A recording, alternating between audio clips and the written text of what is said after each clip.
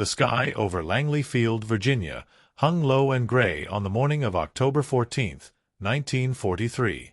A cold wind swept across the tarmac, carrying the smell of aviation fuel and wet concrete.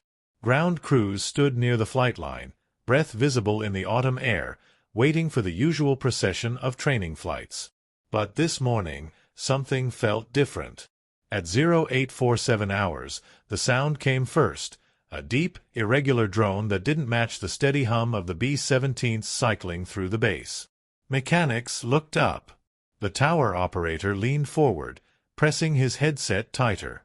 The noise grew louder, rougher, a four-engine growl that coughed and stuttered with each passing second. Then it appeared through the cloud base, a B-24 Liberator, its olive drab paint streaked with oil and scorched along the fuselage, one engine feathered, another trailing black smoke. The tower called it in immediately. Unknown B-24, 2 miles out, requesting emergency landing clearance. The response came back fast. Cleared for immediate landing, runway 27. But something was wrong.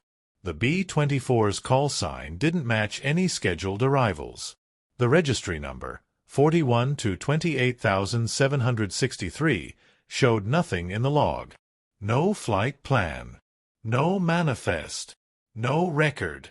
The Liberator came in low and heavy, wheels dropping late, flaps extended at the last moment.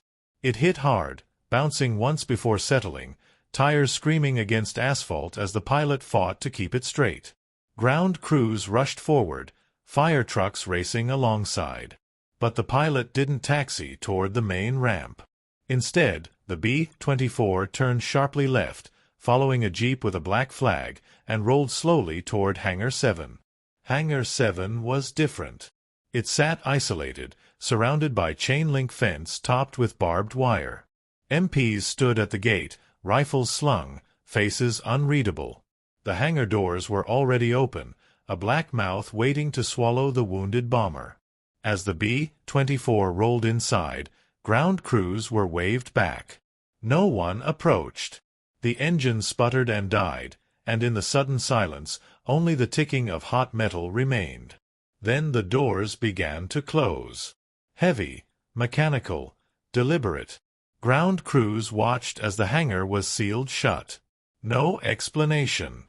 No announcement. Just the metallic clang of the locking mechanism, and then the jeep with the black flag driving away.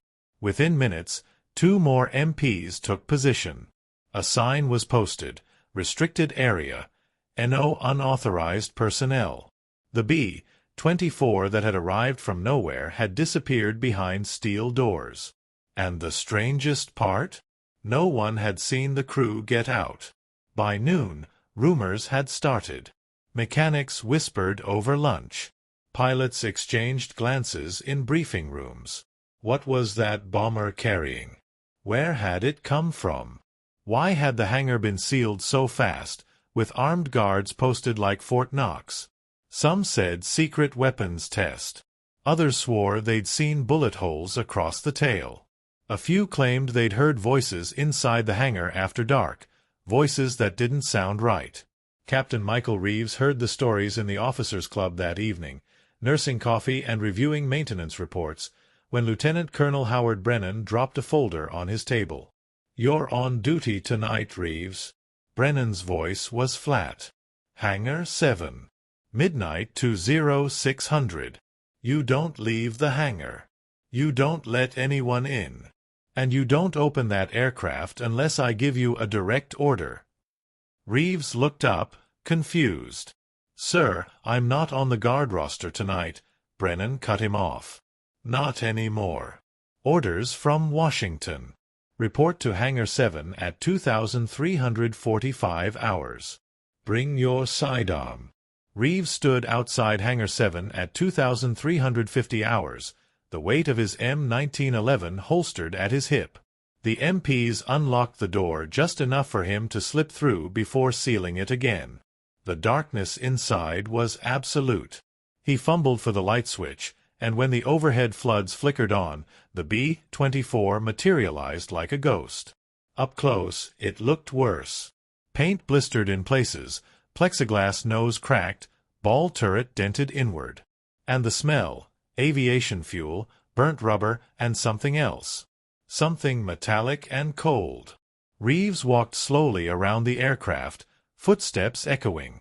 The cargo door was sealed. Hatches closed. But as he circled toward the tail, he saw it, scratches on the fuselage, deep and deliberate, carved into the aluminum. Not random damage. Not flak. Letters. Words. Carved by hand, by someone desperate. They're still inside. Reeves stopped. His pulse quickened. He looked at the cargo door again, then back at the scratches. Who was still inside? The crew? Passengers? And why hadn't anyone checked? He reached for his radio but stopped. Brennan's orders had been clear. Don't open the aircraft.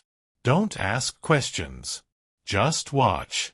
But as the hours dragged on, as the silence pressed in, Reeves couldn't shake the feeling that something was terribly wrong. And tomorrow morning, when the sun came up and those doors opened again, he knew he'd have to decide.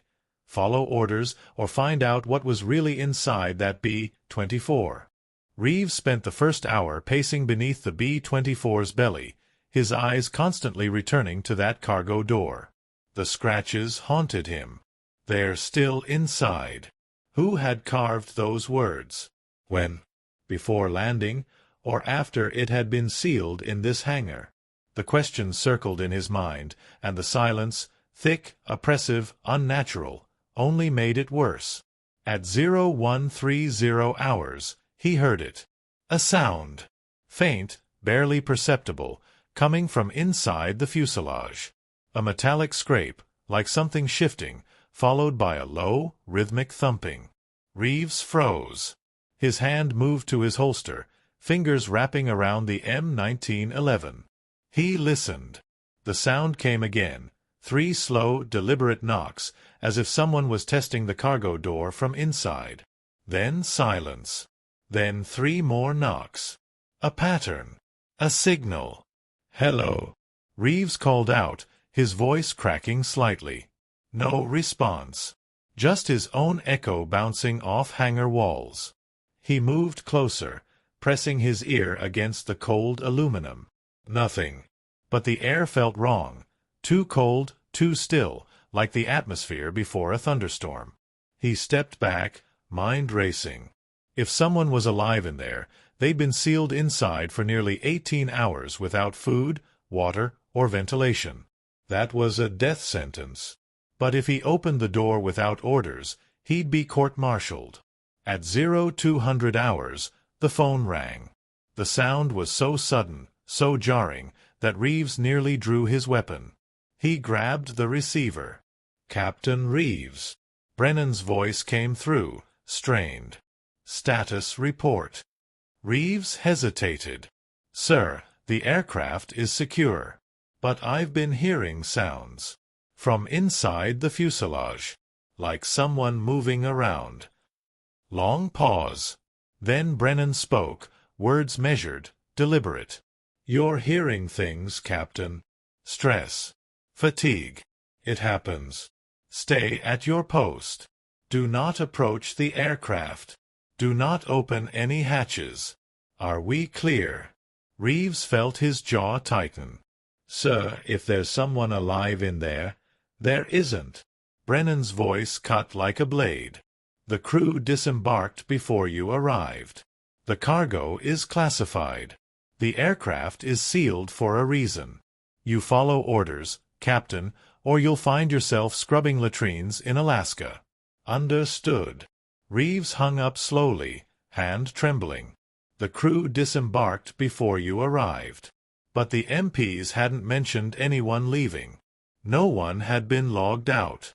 And those scratches felt like a warning. At 0315 hours, the lights went out. All of them. Overhead floods, work lamps, emergency strips, everything died at once, plunging the hangar into absolute darkness. Reeves stood perfectly still, heart hammering, hand on his sidearm. He could hear his own breathing, fast and shallow, and beneath it something else. Footsteps. Soft, shuffling footsteps moving across concrete. Not from outside. From inside the hangar. Close. Who's there? Reeves shouted, voice echoing in the void. No answer. Just the footsteps, closer now, circling. He fumbled for his flashlight, clicking it on with shaking hands. The beam cut through darkness, illuminating the nose of the B-24, landing gear, propellers, but nothing else. No one. The footsteps stopped. Then, from directly behind him, a voice whispered, low, raspy, barely human, "Open the door." Reeves spun around, flashlight and pistol raised, but there was nothing. Just shadows. His breath came in short gasps, mind screaming at him to run, to get out. But he couldn't. The MPs outside wouldn't open the door until 0600. He was locked in. Alone. With whatever was in here. The lights came back on at 0320. Sudden. Blinding. Reeves stood frozen, flashlight still on, gun still drawn. The B-24 sat exactly where it had been. But something had changed. The cargo door, the one he'd been ordered not to touch, was now slightly ajar. Just an inch. Just enough to see darkness beyond. And from that darkness, a smell drifted out. Not fuel. Not rubber. Something organic. Something rotting. At 0400 hours, Reeves made a decision. Orders be damned. If there was even a chance someone was alive, suffering, trapped, dying, he couldn't just stand there. He crossed to the cargo door, gripping the handle with both hands, and pulled. The door resisted, then swung open with a metallic groan. Cold air rushed out, carrying the stench of decay and something else, something chemical, sharp, like formaldehyde.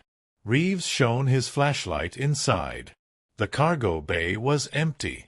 No crates. No equipment. No bodies. Just bare metal ribs and a floor stained dark with something that looked like oil but wasn't. And there, in the center, a single object, a metal canister about 3 feet tall, marked with stenciled letters in German, Streng geheim. Top secret. Reeves stepped closer, flashlight beam trembling.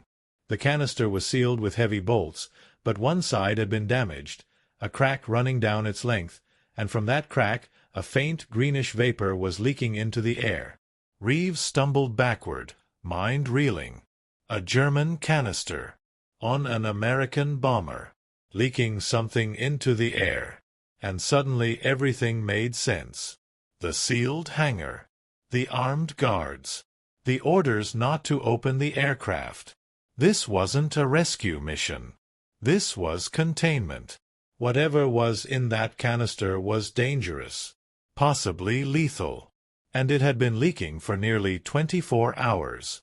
He turned to run for the phone, but his legs buckled. The flashlight slipped from his hand, clattering to the floor. His vision blurred. His chest tightened. And as he collapsed to his knees, gasping for air, he saw them, figures emerging from shadows. Men in gas masks and rubber suits, moving with calm efficiency, lifting him by the arms, dragging him toward the door. The last thing he heard before consciousness faded was a voice, cold and clinical. "Seal it. Burn the log." He was never here. Reeves woke in a white room. Fluorescent lights hummed overhead. The air smelled antiseptic. His head throbbed, throat burned, and when he tried to sit up, leather straps held him down.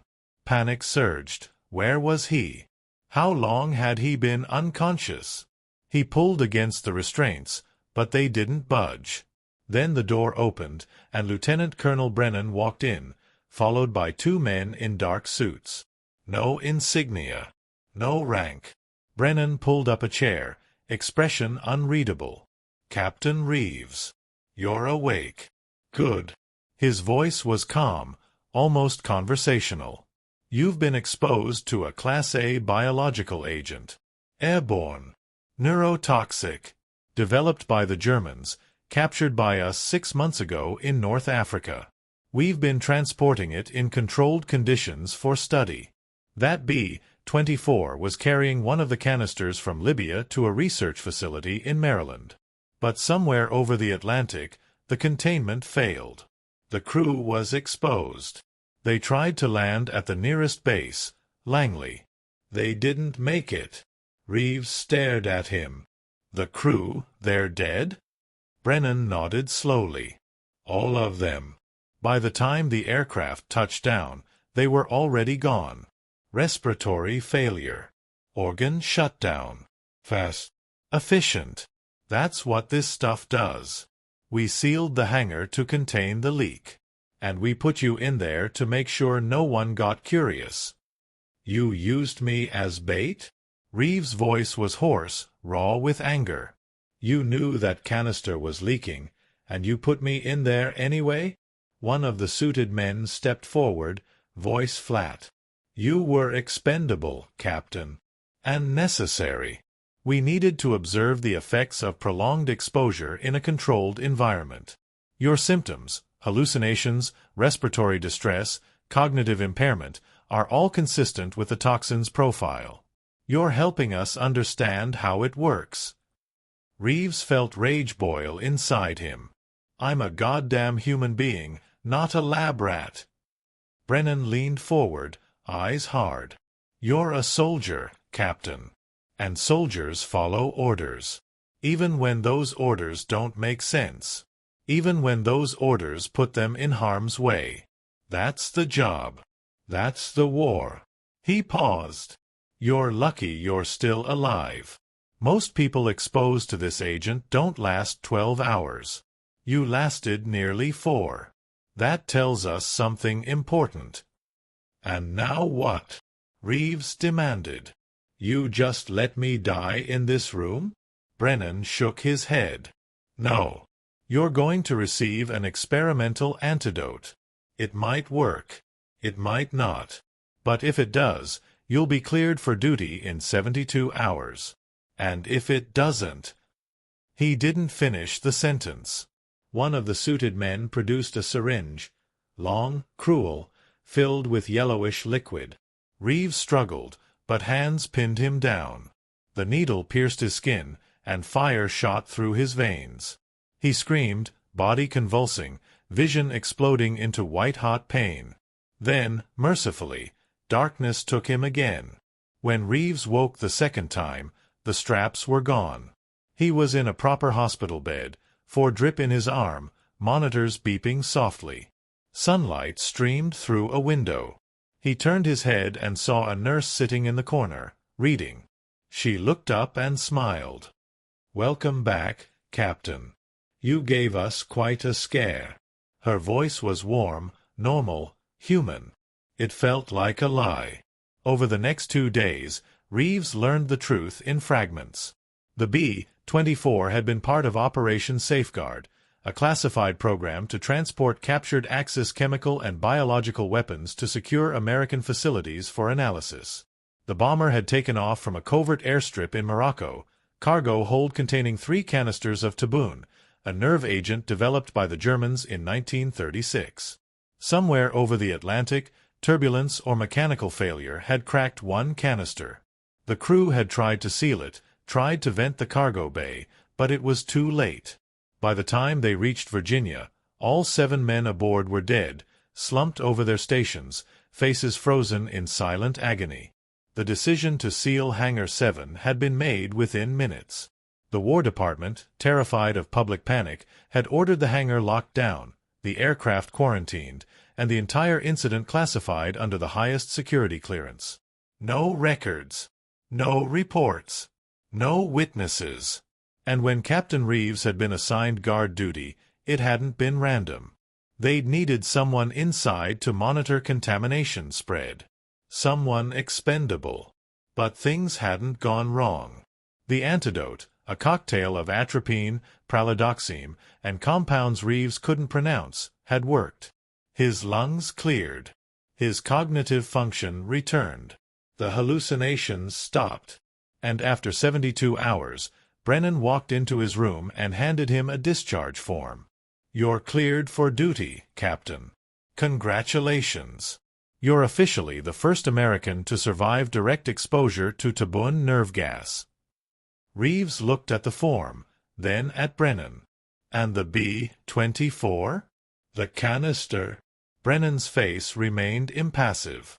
"The aircraft was incinerated. The canisters were neutralized. The hangar was decontaminated. And as far as official records are concerned, none of it ever happened. That B-24 never landed at Langley Field. You were never assigned to Hangar 7. And this conversation never took place. What about the crew?" Reeves asked quietly. "They had families. People who loved them. Don't they deserve to know?" Brennan's jaw tightened. "The crew died in a training accident over the Atlantic. Mechanical failure. All bodies lost at sea. Their families have already been notified. They'll receive full military honors and benefits. That's all they need to know." Reeves felt something cold settle in his chest. "So we just lie? We cover it up and pretend none of it happened?" Brennan leaned in close, voice dropping to a whisper. "We do what's necessary, Captain. We protect the people who can't protect themselves. We keep secrets so they can sleep at night. That's the real war, not the one in the newspapers. The real war is fought in sealed hangars and classified rooms and decisions that no one will ever know about. And if you want to survive it, you'll learn to live with that."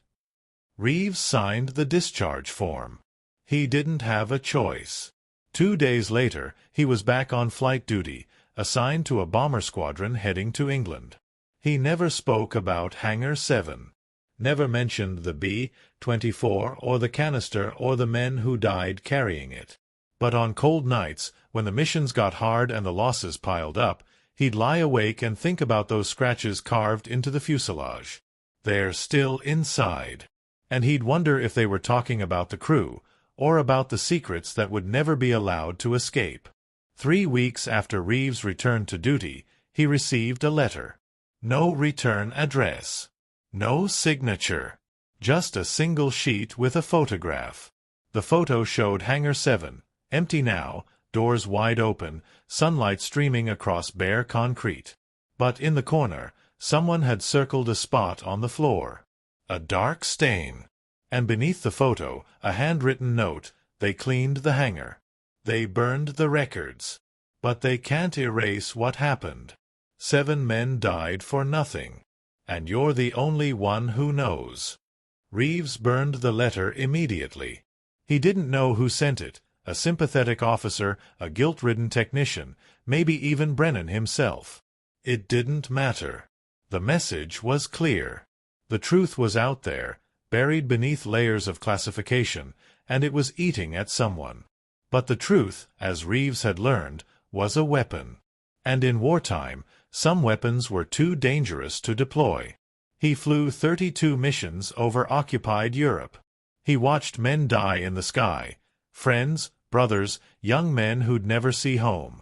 And every time a bomber went down, every time a crew was lost, he'd think about those 7 men in the B-24. Anonymous.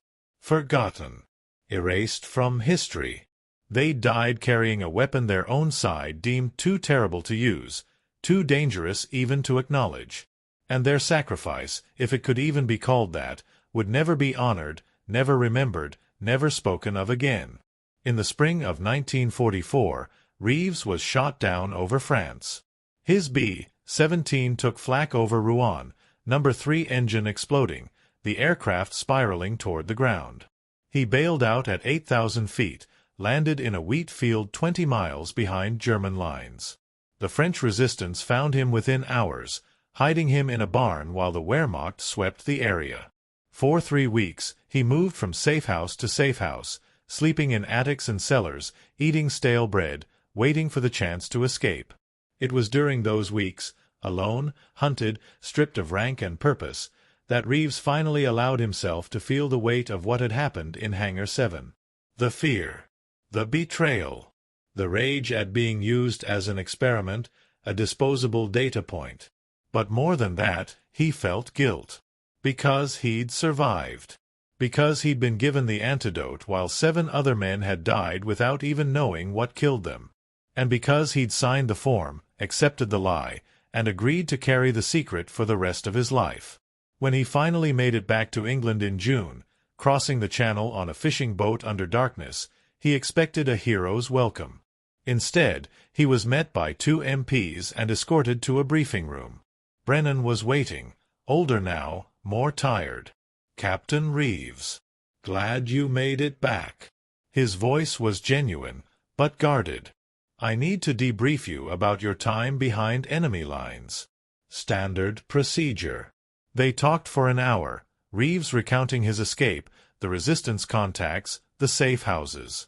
But when it was over, as Reeves stood to leave, Brennan spoke again. "One more thing. You were exposed to classified material in October of '43. That exposure remains classified. If you're ever captured, if you're ever interrogated, you say nothing. Even under duress. Even under torture. Do you understand?" Reeves looked at him for a long moment. "They'd torture me over a hangar I was never in and an aircraft that never landed?" Brennan's expression didn't change. "They'd torture you because they know something happened. They just don't know what." The war in Europe ended in May of 1945. Reeves was in England when the announcement came through. Men cheered. They drank. They cried. But Reeves just sat on his bunk, staring at a photograph he'd kept hidden, a picture of Hangar 7, taken before everything happened. He thought about the 7 men. He thought about the canister. And he thought about the letter he'd burned, and the words that haunted him, "They can't erase what happened." After the war, Reeves returned to civilian life. Got a job as a flight instructor in Ohio. Married a schoolteacher. Had 2 kids. Built a quiet, normal life far from the noise of war. But he never forgot. On the anniversary of that October night, October 14th, he'd drive out to a small airport and sit in the parking lot, watching planes take off and land, remembering the sound of that damaged B-24 limping through the sky. And sometimes, late at night, he'd take out a notebook and write down everything he remembered. Every detail. Every word. Not to publish. Just to make sure someone, even if only himself, knew the truth. In 1963, 20 years after the incident, Reeves received a phone call. The voice was unfamiliar. "Captain Reeves? This is Agent Sullivan, Department of Defense. We need to speak with you about an incident in 1943. Hangar 7. Are you available to meet?" Reeves' blood ran cold. "I don't know what you're talking about." Pause. Then the voice continued, softer now, almost apologetic. "Sir, we know you were there. We know what you saw. And we need your help. There's been a development. We'll send a car tomorrow morning. 9 o'clock. The car arrived as promised. 2 men in suits. They drove him to a nondescript office building in Washington, led him through corridors and into a small conference room. Waiting inside were 3 people, an Air Force general, a civilian scientist, and a woman in her 50s with red-rimmed eyes and a folder clutched in her hands. The general spoke first. "Captain Reeves, thank you for coming. We'll get straight to the point. The incident at Hangar 7 in 1943, we're declassifying it. Partially. There are families who deserve to know what happened. And we need your testimony." Reeves looked at the woman. She was staring at him with hope and desperation. "My father was on that plane," she said quietly. "Lieutenant James Hartford. He was the co-pilot. For 20 years, I've been told he died in a training accident. But I found something, a letter he wrote before that last flight. He mentioned a special cargo, a dangerous mission. And he said if anything happened, I should ask about Hangar 7. Her voice broke. Was my father a hero, Captain Reeves? Did he die trying to protect people? Or was he just forgotten? Reeves felt the weight of 2 decades pressing down. He thought about the scratches on the fuselage. He thought about the 7 men who died breathing poison, their bodies incinerated to erase the evidence. And he thought about the lie he'd been forced to live with. He looked at the woman and made a decision. "Your father was a hero," Reeves said, voice steady. He and his crew were transporting a captured enemy weapon, a nerve agent, to prevent it from falling back into Axis hands. They knew the risks. And when the containment failed, they could have bailed out, could have saved themselves. But they didn't. They stayed with the aircraft to make sure it reached a secure facility. They gave their lives to protect others. It wasn't the whole truth, but it was the truth she needed. And for the first time in 20 years, Reeves felt something loosen in his chest. The woman cried. The general thanked him. The file was closed.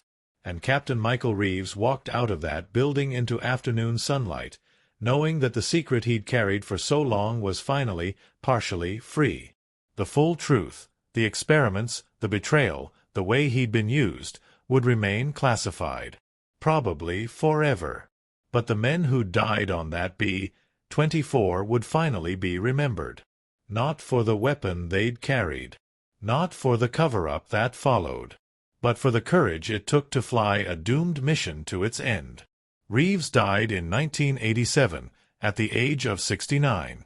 His obituary mentioned his service in World War II, his years as a flight instructor, his devotion to his family. It didn't mention Hangar 7. But in his will, Reeves left behind a notebook, pages and pages of handwritten testimony, locked in a safety deposit box with instructions that it should be opened 50 years after his death. In 2037, someone will read those pages. Someone will learn what really happened. And maybe, just maybe, the last ghosts of Hangar 7 will finally rest. The B-24 that landed in October 1943 carried more than cargo. It carried the weight of impossible decisions, the cost of secrets, and the quiet heroism of men who did what they were ordered to do, even when those orders led them into darkness. History remembers the big battles, the famous generals, the turning points. But it forgets the sealed hangars, the classified files, and the soldiers who carried burdens too heavy to share. Captain Michael Reeves was one of those soldiers. And his story, like so many others, remains locked behind steel doors, waiting for the day when the truth is finally allowed to land.